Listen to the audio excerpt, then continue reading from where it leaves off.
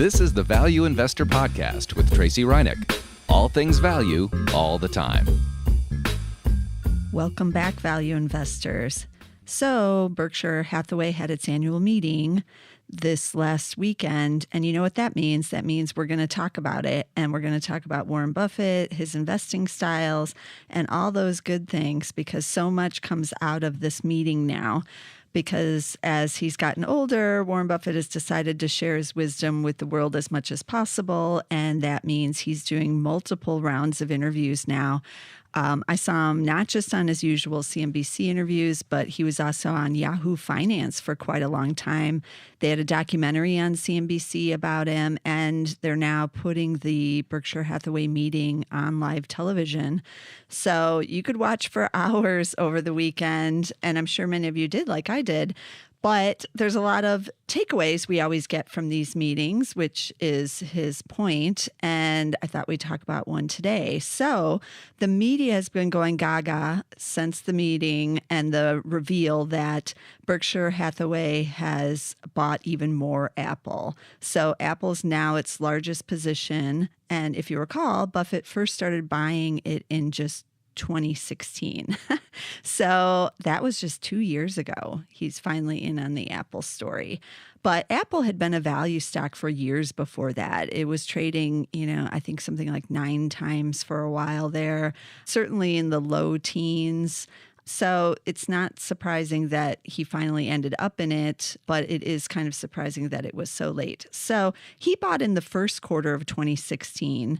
And we don't know the exact dates. It was multiple dates in that quarter to buy the bigger positions. But let's just say he bought on the first trading day on January 2nd, 2016, or let's say you bought then too. So I went back to see how well he's done, and you would be up 91.8% if you had bought on that day. So nearly doubling your money. That's not too shabby, obviously. But Apple wasn't the only new holding he bought in 2016. It's just getting all the limelight and all the glory. He also bought all those airline stocks. Remember that? He bought Southwest, Delta, United, and American. Now, I'm kind of like laughing as I'm saying this because no one wants to remember that he bought the airlines because he's always been against the airlines. So it was strange when he bought them. He bought them in the fourth quarter, though, not in the first quarter like he did Apple. But I took a look at least one of them to see how those were doing. And I looked at Southwest because that's the one I'm most familiar with. And again, since he bought in the fourth quarter, he would have bought multiple times then. But I just looked at the first trading day of the quarter, and shares are up 37.2% in that time. And that beats the S&P 500's return of just 24%. So he's not doing too bad with at least Southwest Airlines either. But we know he mostly sold out of his IBM position, though. And that's the one where he said it just wasn't going where he thought it would, and the company wasn't headed in the direction that he liked. So he's mostly out of that. That was his first tech foray. And now that's done. So why am I bringing up some of these stock investments? Because I want to remind you that it's not just about Apple in his portfolio, obviously, but they're emphasizing this one big winner that he has right now. And obviously, there's a lot of headlines about, how rich you would have gotten if you'd only done what Buffett had done and bought Apple. But there's really nothing about his other stock investments. Some would have done well, like Southwest, and others would not. You probably would have had a loss on like IBM. So it's something to keep in mind that sometimes the focus gets only on the winners and not everything else. Now, what about his comments that he made about Amazon and Google? I don't know if you heard about those, but those were big in the headlines too, because anything having to do with the FANG, of course, is always a headline. And he said he made the wrong decisions about those two companies, like back in the day. He said in the past he's always admired Jeff Bezos and that he underestimated him. So that's why he didn't buy into Amazon. He also didn't apparently use Google, so wasn't aware of what that even was until Bill Gates kind of showed him like what Google/Alphabet, as it's now called, is really all about. So I guess we can refer from that maybe he's not watching YouTube videos either, but I don't know that for sure. And then he also said stupidity, that was his quote, stupidity kept him out of Microsoft over the years. But if he's going to be completely honest, it really wasn't any of those reasons that he didn't buy these stocks. It was really something else. And he made mention of it at the annual meeting, but most people probably missed it. So I have his quote here. He said, "I made the mistake in not being able to come to a conclusion where I really felt that at the present prices that the prospects were far better than the prices indicated." What? What the heck does that mean? I know it sounds complicated, so I'll break it down. He basically made a mistake when he concluded that the price he was going to have to pay for Amazon and Google was too high, and that he didn't think in the future it could keep growing the way it has and that it could justify the price. So basically, again, and even shortening it further, they were overvalued. They were overpriced. They weren't value stocks, so he couldn't go into them. But that's really what it boils down to, is that, the press goes crazy about, oh, he missed it. He missed this great trade. But really, it was never in his wheelhouse. They simply weren't values. So the FANG stocks, all of them have been expensive growth stocks, mostly since their IPOs. There's been a few instances where you could have gotten them slightly cheaper, but the companies were a lot different when they were cheaper. So Amazon, for instance, got cheaper after the dot-com bust, really cheap. Almost nobody was buying it. It was down to like $7 or something, but it was barely surviving then. It was not what we know today. It didn't have AWS. It didn't have distribution facilities. It didn't have 50,000 employees in Seattle and looking for a second headquarters. None of this was happening. So it's unlikely he would have been very interested in this online bookseller and, online seller. If they were selling some other goods by that point, but they didn't even have the Kindle yet, I don't think, after the dot-com bust. No, I think that came a little later. So very, very different. And then Google has also been cheaper amongst the FANGs, and several times you could get a PE that was slightly lower, but it was still above a value range. It was above, say, 17 or 18 times. And it's basically been above that for most of the last decade. Again, there might have been one or two times, maybe even during the crisis, 2008, 2009, when you could have gotten it much cheaper, but you got everything much cheaper back then. So Buffett went in and bought his typical value stocks at that time, which were obviously the banks. That was a big buys of his back then. So Buffett has value investing principles that he doesn't really stray from, and those have made him rich. They've made him a billionaire and one of the greatest investors of our time. But you don't have to invest quite so strictly. I've talked about this on past value investor podcasts, whether or not value investors can buy the FANG. And I said, yes, I said you could. For example, I've been a value investor for forever, but it's predominantly a value investor. I haven't bought strictly value as Warren Buffett does. I have bought some growth stocks, mostly when they've sold off at some point. I try to get them as cheap as possible, but I do recognize that the growth story is tremendous with many of these, and I do want to own it. So I own Amazon and Alphabet in my own portfolio, but I only bought Alphabet/Google, as I like to call it, just about a year ago or so when the shares had dipped and they were trading in the low 20s then, with a P in the low 20s. And I really like what they're doing with YouTube and some of their other businesses. So I decided to buy that one. But on a classic value metric, Google wasn't cheap when I bought it. But compared to its FANG peers at that time, I did find value in it. And it now trades with a forward P of 26. So it's a little more expensive now. But that's what I encouraged in my last podcast on the FANGs with value investing. That's what I encourage you to do, is to find the value amongst the FANG companies with their peers and, try to head into some of those. So what's a value investor to do if it wants some of the supercharged FANG in the portfolio? Well, let's take a look at what are the cheapest of the FANGs right now. Apple is the cheapest. It has a forward P now of 16.2, so it's not even as cheap as it used to be. And now that it's at 16 times, it's a little over the classic value metric I use of 15 times. But as I said, for about almost a decade, it's been much cheaper. So it was a value stock there for a long time. So I took a look at Facebook, which I also own, and that is trading at 23 times now with some of its issues with the privacy and all of that. The shares did pull back, but have rallied again. But those estimates have gone up. Used to trade around 29 times. So again, it's a little bit cheaper than it used to be. Google, like I said, is at 26 times. Netflix, the N's, or we can say Netflix and NVIDIA. Netflix is at 112 times. So that's among the more expensive of the FANGs.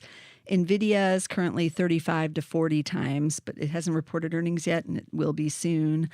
Amazon is 132 times now, which is actually much better than it used to trade at. It used to be 350 times, and that's before it really got the AWS revving up and really increased those earnings. So all of these companies, as we know, have tremendous revenue and earnings growth. That's why Buffett was gushing about Apple, because it's been a long time, I think he would admit, in his career since he's seen a company like Apple that's just able to generate that enormous cash flow. That's also what he admires and why he kicks himself that he wasn't able to get into Alphabet or Amazon, because he's watching kind of what they're doing, although Alphabet has much better cash flow than Amazon. But yeah, he's aware that these companies are crushing it. So that's what I tell investors to do. Put some of your money into the growth names. Don't be the one-trick pony necessarily, because nothing is saying you can't. You don't have a mandate. You're not running a hedge fund that's a value hedge fund of some sort, or a mutual fund that has this requirement that you can only be in value stocks. You're not running an ETF that is the same, where you're limited. So bust out of the value with a small part of your portfolio. And I think you'll have more fun with your investments if you do that.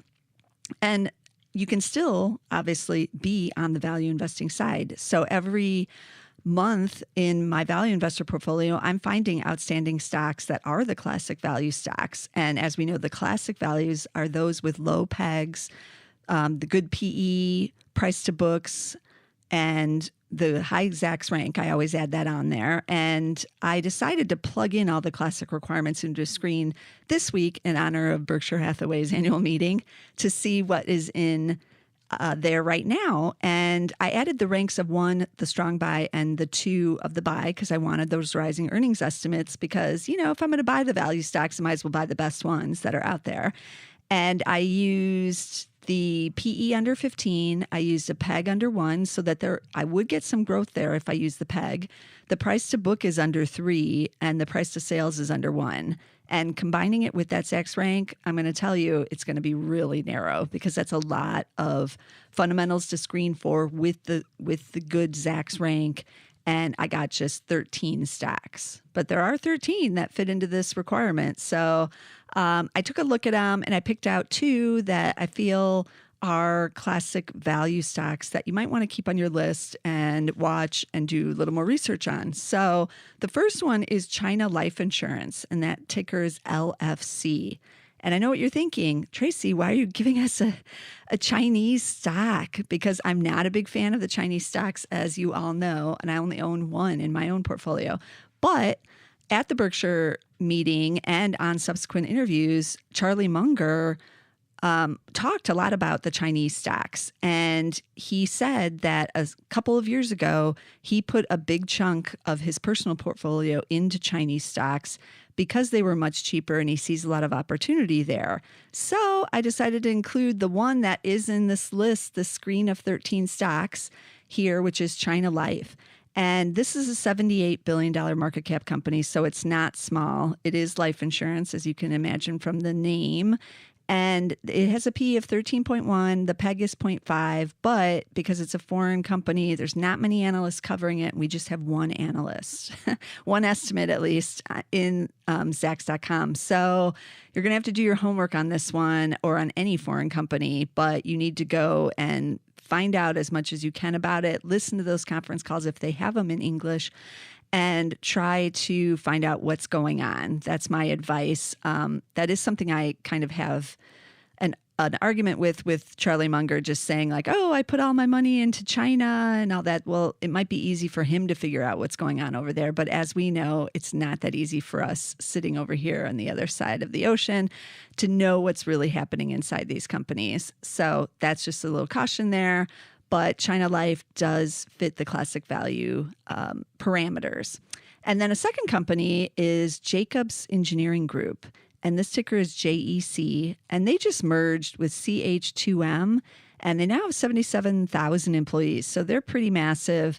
They just reported their earnings, and it was a good quarter. The building infrastructure and advanced facilities boosted them for the quarter, but they're seeing a rebound in areas like energy as more construction and engineering is required in that area. So some of those cyclical areas are starting to boost up. They did raise full year earnings guidance, so I like that. PE is just 14.1, and they have the PEG of a 1. So their earnings estimates are going to change a bit here because they just reported. China Life, too, by the way, hasn't reported yet. It's reporting on May 10th if you're listening to this. So your chance to tune in there is still to come. But Jacobs just reported, and they had a pretty solid quarter there.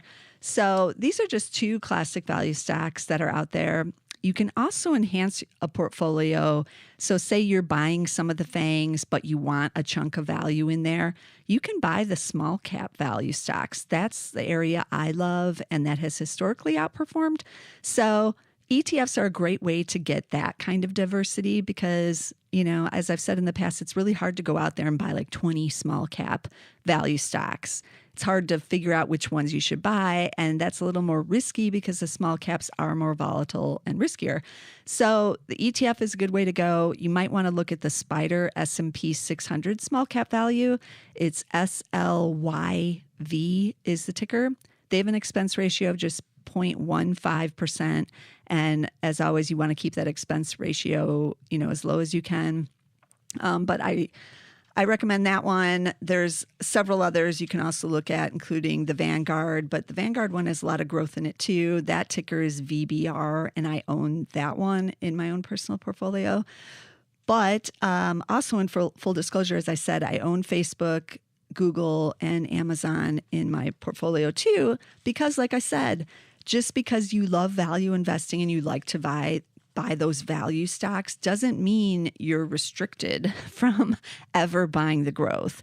And I think Buffett, even though he sticks with his mandate has worked, and his mandate allowed him to buy into Apple. So there are occasions when these big growth companies can get cheap enough.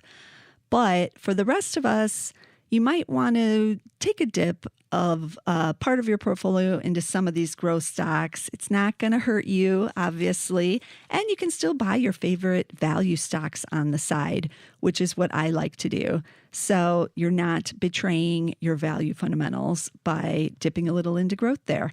But let's recap some of these tickers.